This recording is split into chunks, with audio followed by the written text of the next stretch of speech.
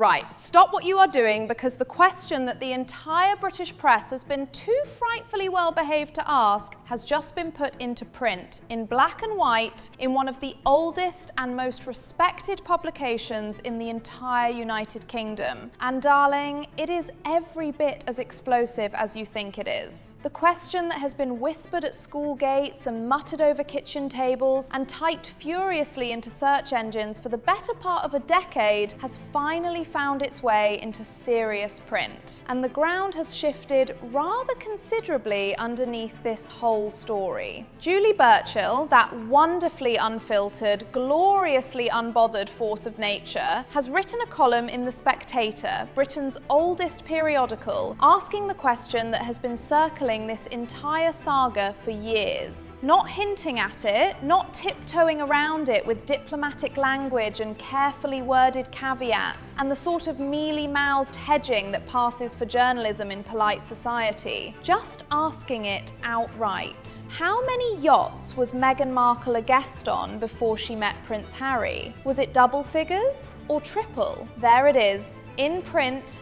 in The Spectator, in March of 2026. And if you think that is not a significant moment, then I rather think you need a considerably stronger cup of tea. Now let me be absolutely clear about something, because I am not in the business of repeating unverified gossip as established fact. And that is not who I am, and it is not what this commentary is. The Yacht Girl claims remain claims, unproven, not verified by any credible mainstream source in a court of law or in any properly evidenced investigation. I will say that plainly, and I will say it only once, because fairness matters. But here is the thing, and this is what I find so terribly interesting. The reason this question keeps surfacing, the reason it refuses to lie down quietly and be forgotten like last Tuesday's crossword, is not because the internet is a cruel place, though of course it absolutely can be. It is because there are real unanswered questions about this woman's life before Prince Harry that she has never once seen fit to address. And in this country, we have a rather long tradition of noticing when someone who speaks endlessly about themselves never actually says anything. She has given us the trauma, crikey has she given us the trauma, the tears on primetime television, the Oprah interview watched by millions across the globe, the Netflix documentary that ran to 6 parts, the memoir that her husband wrote but which is really at its heart about her, the podcast, the lifestyle brand, the jam, the blessed jam, the raspberry spread available for a sum that would make your grandmother's eyes water and your local WI chairman raise a very composed but meaningful eyebrow. She has sold every version of her story to anyone holding a large enough check. And yet the years before the palace, the years of real ambition, the networking, the social climbing through some genuinely interesting circles, the question of precisely who she knew and how well she knew them, those years remain remarkably, conveniently, wrapped in a very expensive silence. Julie Burchill's column is being read right now not because it is cruel, though it is certainly sharp enough to cut glass, but because it is saying something that an enormous number of ordinary, decent, sensible people have been thinking for a very long time. And the fact that it appears in The Spectator, a publication that has been in continuous print since 1782, is not nothing. That is not some corner of the internet where anyone can post anything after a late night and a glass of something robust. That is Britain's oldest weekly magazine.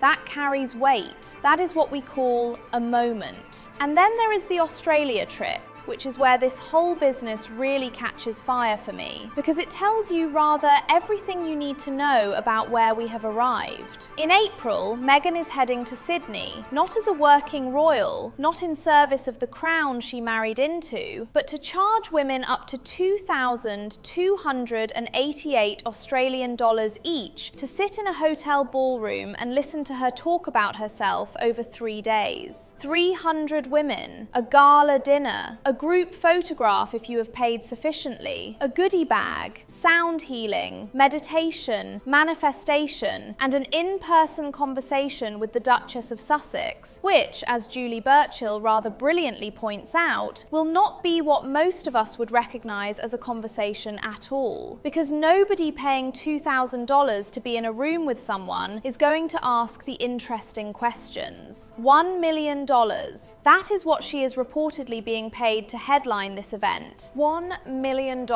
With first-class flights, luxury hotel suite, full security, stylists, hair and makeup, and an entourage of approximately 4 people, all covered on top of the fee. And the women attending are the ones paying through the nose for the privilege of being in the same postcode as her. I genuinely cannot decide whether to laugh or reach for the smelling salts. Because this is the woman who wrapped herself in the language of sisterhood and empowerment and vulnerability and standing up for women everywhere. And here she is, charging the price of a reasonable second-hand car for a group photograph that she is not even offering individually. You queue with the others, you smile, you leave. What makes this even more breathtaking, and I use that word in the fullest possible sense, is that the event organizer's company has already gone into liquidation. Gemma O'Neill's agency owes debts of over 543,000 Australian dollars, the vast majority of it to the Australian Taxation Office. The woman told administrators she has no personal savings, limited income, and cannot refinance her Sydney apartment to cover what is owed. And yet Meghan Markle is pocketing $1 million for showing up and having her hair done. The architecture of that arrangement is something I find myself contemplating. The way one contemplates a particularly brazen oil painting, you cannot quite look away. And there is more. Because across the ditch, so to speak, the Australian public is not exactly rolling out the bunting either. A petition has already been launched objecting to the use of taxpayer money for security and government coordination for what is, after all, being described as a private visit. The feeling in Australia, which is a country with a proud tradition of telling people what it actually thinks, is that this couple has not been near the place in 7 years. And their first return visit happens to coincide very precisely with a series of paid engagements. The Prime Minister is simultaneously backing plans to remove Andrew Mountbatten Windsor from the line of succession, which rather sets the tone for how the region is feeling about royals who want the benefits of the association without the responsibilities that come with it. I want to be fair about the question of what is proven and what is not. I want to be fair because this country believes in fairness, and so do I. The Yacht Girl story, in its most specific and serious form, has not been proven. No credible court document, no verified photographic evidence, no mainstream investigative outlet has established it as fact. But here is what I will say, and I will say it clearly. The question of who Meghan Markle knew and in what context before she became part of this country's royal family is a question of genuine public interest. Lawyer David Boies, who acted for Virginia Giuffre, publicly stated that he wanted Meghan Markle to give a deposition about what she may have known about certain individuals and their behaviour. That is on the record. That is not a fringe whisper. And it has never been properly addressed in any public forum. The silence on that particular matter is, I would suggest, rather loud. What Julie Burchill has done, with all her characteristic acidity and wit, is drag that question into the daylight, where it can at least be examined. Not answered, perhaps, but examined. And in a democracy with a free press, that is precisely what serious publications are meant to do. The Spectator has been doing it since 1782. I jolly well hope it keeps doing it for another 244 years. We should be grateful for columnists who are not frightened. There are precious few of them left, and we cannot afford to lose them to politeness. There is also something worth noting about the timing of all this, and I do not think it is coincidental. Jessica Reed Krause, an American investigative writer, has spent 6 years reportedly working on a deep examination of Meghan Markle's pre-Harry life, and the anticipation around what she may or may not eventually publish has been building quietly but steadily. Whether that book ever materializes and what it contains, I cannot say. But the fact that serious people are spending serious time and effort investigating this period of her life tells you that the questions are not going away. They are, if anything, gathering rather more weight with each passing month. What runs through all of this, and what I keep coming back to when I sit quietly and think about it properly, is the extraordinary contrast between what was offered and what was chosen. Harry is the son of our king. He was brought up within one of the most remarkable institutions on earth. He could have spent his life in genuine service, in real meaning, contributing to something that outlasts any individual. And Meghan became part of that. She had the title, the history, the purpose, all of it, freely given,